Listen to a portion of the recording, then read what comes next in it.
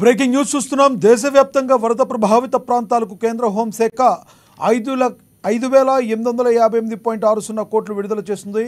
కేంద్ర ప్రభుత్వ వాటాలో భాగంగా స్టేట్ ఎన్డీఆర్ఎఫ్, నేషనల్ ఎన్డీఆర్ఎఫ్ నుంచి 14 రాష్ట్రాలకు ఈ మేరకు హోంశాఖ నిధులు మంజూరు చేస్తుంది. ఆంధ్రప్రదేశ్, తెలంగాణ సహా పలు రాష్ట్రాల్లోని వరద ప్రభావిత ప్రాంతాల్లో పర్యటించిన కేంద్ర బృందాలు నష్టాన్ని అంచనా వేస్తూ ఇచ్చిన నివేదిక మేరకు తక్షణ సాయంగా ఈ నిధులు కేటాయించింది. కేంద్ర బృందాల నుంచి పూర్తిస్థాయి నివేదిక వచ్చిన తర్వాత మరిన్ని నిధులు మంజూరు చేయనున్నట్లు హోంశాఖ పేర్కొంది.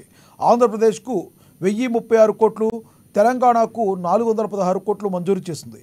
అత్యధికంగా మహారాష్ట్రకు 1,492 కోట్ల వరద సాయం ప్రకటించింది.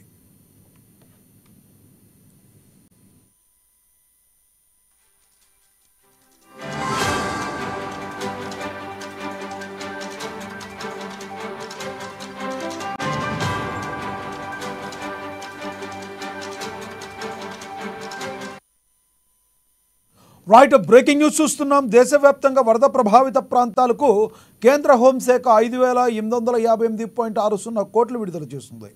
కేంద్ర ప్రభుత్వ వాటాలో భాగంగా స్టేట్ ఎన్డీఆర్ఎఫ్, నేషనల్ ఎన్డీఆర్ఎఫ్ నుంచి 14 రాష్ట్రాలకు ఈ మేరకు హోంశాఖ నిధులు మంజూరు చేస్తుంది.